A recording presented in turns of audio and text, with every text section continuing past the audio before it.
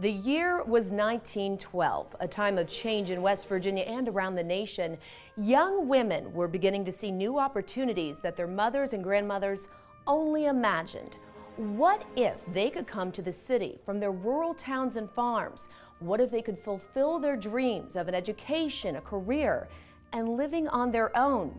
The lack of safe, affordable, and proper housing in Charleston made this most unlikely. Until the actions of 5 forward-thinking women. They were members of the Charleston Baptist Temple Bible Study class. 3 were school teachers, 2 were housewives. They understood the dreams of young women. Maybe they also had a notion of what the fulfillment of these dreams could mean to women and society in the future. Their actions as founding mothers of the YWCA Charleston began one of our city's most diverse and comprehensive networks of social service programs. Because these women were leaders of change, YWCA programs have changed women's lives for the better over the course of 100 years. In addition to working or going to school, the young women residents took part in Y programs for physical fitness, sewing, and religious education. It didn't take long for the young organization to broaden its sphere of influence. In 1913, just 1 year after its founding, the YWCA Charleston joined local businesses to support legislation for the care of mothers and infants. With this beginning, YWCA programs have expanded over the years, addressing changing needs. All the while, the organization has stayed true to its roots, identifying emerging needs of women and families, and then responding effectively and compassionately. The goal has always been to identify key issues in society that are holding people back and working to effect change while helping individuals make positive changes in their personal lives. The breadth and scope of the YWCA Charleston today would make its founders proud.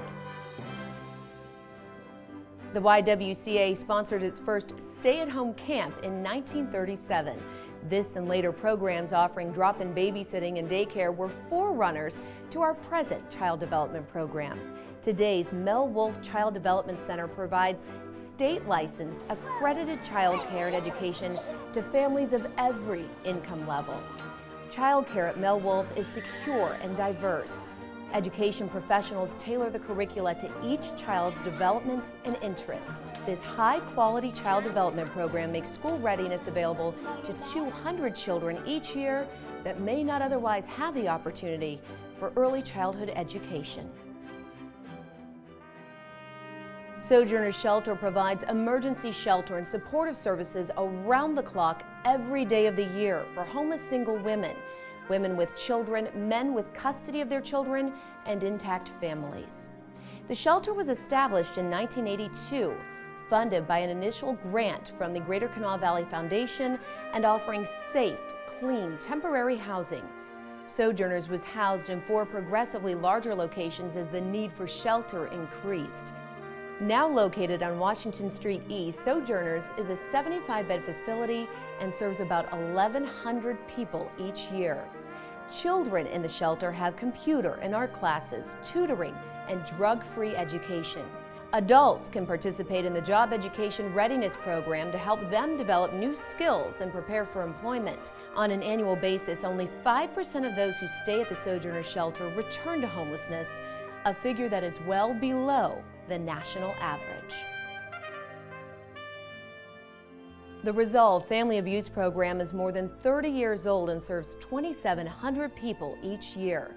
YWCA Resolve offers shelter, a crisis hotline, and emergency intervention for individuals seeking safe harbor from domestic violence. In addition to the Charleston facilities, outreach offices were opened in Boone and Clay counties in 1991. Court advocacy, counseling, monitored parent-child visitation and exchanges, and batterers intervention are just a few of the services. The Alicia McCormick homes provide transitional housing for battered and homeless women and children who are moving toward completely independent lives.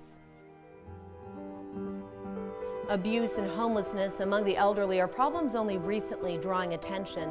The Shanklin Center for Senior Enrichment is a permanent supportive housing program for disabled older women who have been victims of elder abuse and are experiencing homelessness because of this abuse. The 8 apartments remain full. Living at the Shanklin Center offers these older women a safe home, something most of them have not had for many years. The Shanklin Center is 12 years old. Right next to it on Charleston's East End, the Empowerment Homes for Women were opened in 2008. This is a small community of 3 handicapped accessible apartments which provide permanent housing for chronically homeless, disabled women. You could say youth leadership was part of the original plan and the founding of the YWCA. Certainly helping young women to receive an education and become self-sufficient contributes to their life experiences and skills. In 1918, the Girl Reserves was established with clubs throughout the city of Charleston. The reserves were a predecessor of the Y-Teens, an organization of teens who learned civic responsibility and community service. Developing leadership in young women is a long-term goal and part of the YWCA strategic plan. The Young Women's Leadership Conference was held in conjunction with the Centennial celebration. Its goal was to help women from high school age through their mid-30s to recognize their civic responsibilities and acquire skills to be community leaders. In 1944, the YWCA Charleston adopted a position against racism and brought its first African American member into a leadership position a full 20 years before the Civil Rights Movement. Today, the YWCA is a vocal and visible participant in the fight against racism. The strategic plan calls for the organization to be an active partner and leader in promoting diversity in our community. With the direction of the Racial Justice Committee and the Board of Directors, the YWCA participates with others in advocacy positions, including the Not in Our Town national movement to build a more inclusive community.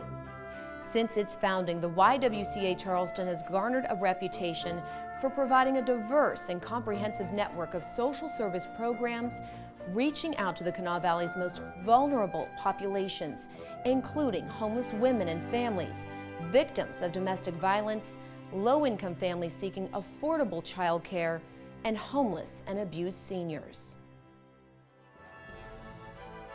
The YWCA Charleston is an organization with a rich history and a demonstrated ability to provide high-quality, efficient, responsive services. We accomplish these things through an experienced staff, dedicated volunteers, a committed board of directors, and a generous and supportive community.